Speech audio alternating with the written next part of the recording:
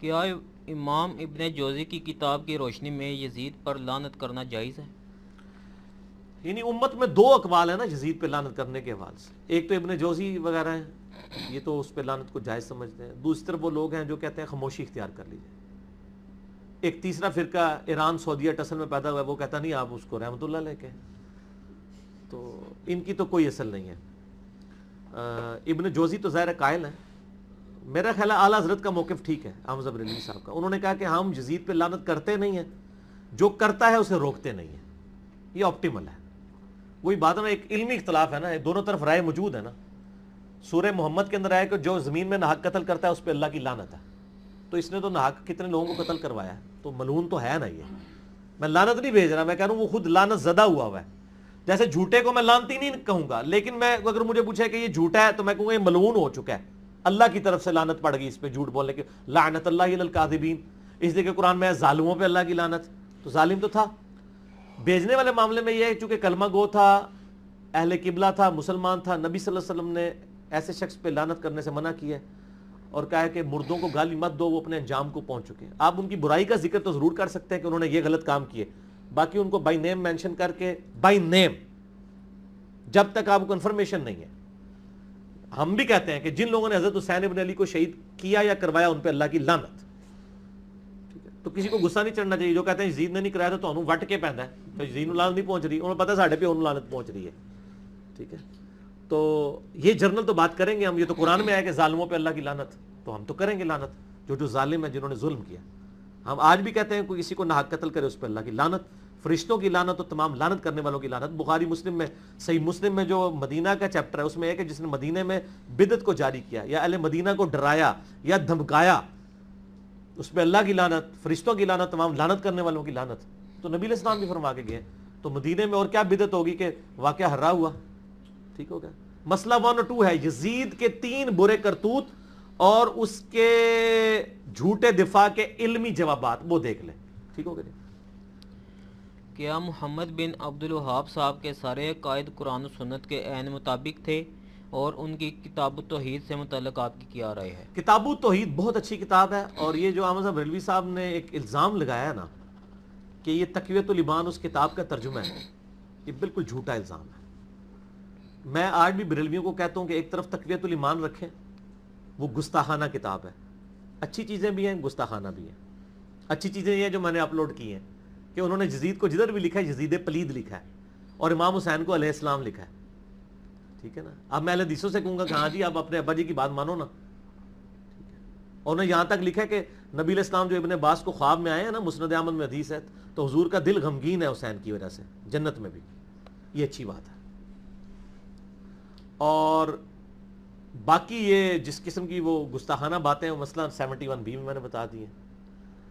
تو یہ کتاب التوحید جو کتاب ہے وہ تقویۃ الایمان کا ترجمہ نہیں ہے. جھوٹ نہ بولیں، 2 الگ کتابیں. اعلیٰ حضرت نے شعر کہا وہ شہید لیلہ نجد تھا. لیلہ نجد کہا انہوں نے محمد بن عبد الوہاب کو، اور اسماعیل دہلوی کو کہا وہ شہید ہوا ہے لیلہ نجد کی محبت میں. اس قسم کے یہ شعر و شاعری میں تو آپ پتہ نا کہاں تک بات چلی جاتی.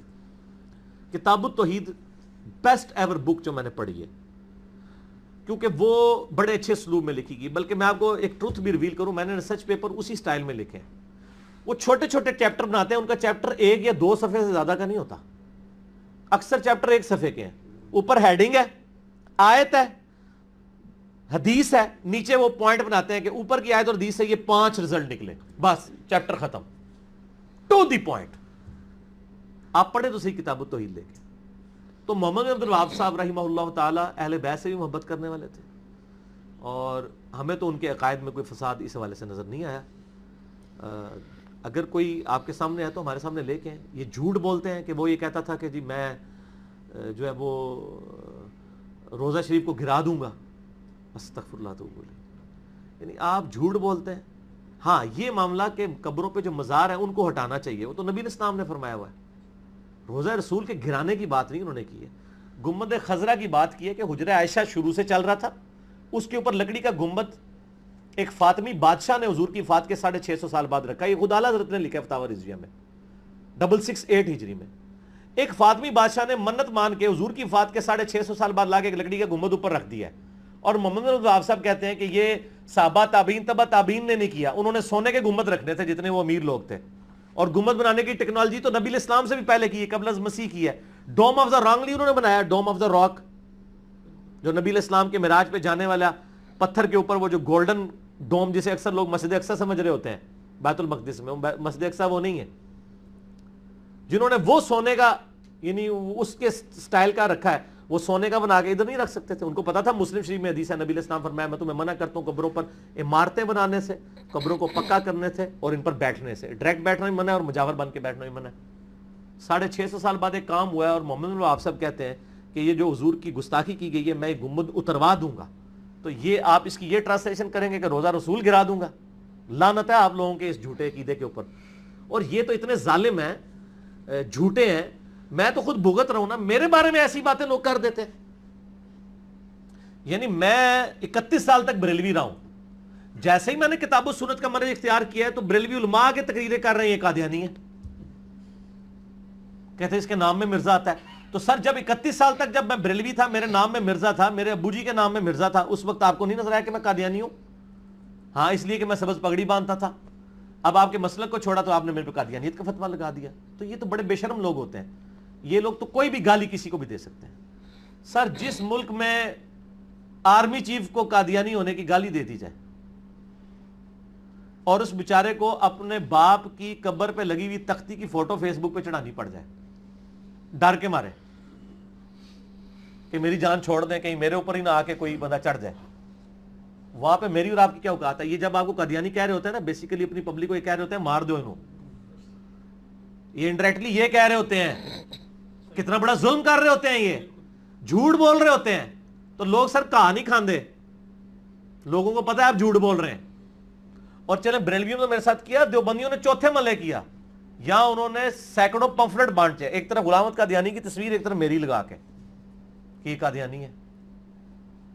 میں پھر ایک ہی جملہ بولتا ہوں سر, قادیانیوں کی جائز اولاد وہ لوگ ہیں جن کے بزرگوں نے اپنے ناموں کے کلمے پڑھوائے ہیں, بس. اب ہماری اکیڈمی کی پالیسی ذرا اسٹرکٹ ہے, میں اسی پہ جملہ, ورنہ میں پہلے جس طرح بولتا تھا نا لا کے ہاتھ پڑھا دینا ہوتا سا, میں انہیں اس تے اکتفا کرنا, ٹھیک ہے نا. اسی اپنے نا دا کلمہ نہیں کدے پڑھایا. ہوں کنے پڑھائے نے, وہ میرا پرانا جہا لیکچر ہے 2012-13 دا, مسئلہ 71B, انڈیا اور پاکستان کے بزرگوں کی 19 گستاخانہ عبارات کا تحقیقی جائزہ. ٹھیک ہو گیا, آگے چلیں. مکمل ہو گیا ماشاء اللہ تعالیٰ. یہ تو اللہ کا بڑا فضل ہوا ہے کہ آج ان ٹائم کوشچنز ایڈریس ہو گئے, اور یہ آپ کے ہاتھ میں جو ہے نا یہ مکمل ہوئے ہیں. ابھی تو کافی سارے کوشچن ابرار بھائی کے پاس پڑے ہوئے ہیں. تو جی آپ سوال بتا دیں. آپ ڈاکٹر صاحب کیا تھا سوال آپ کا؟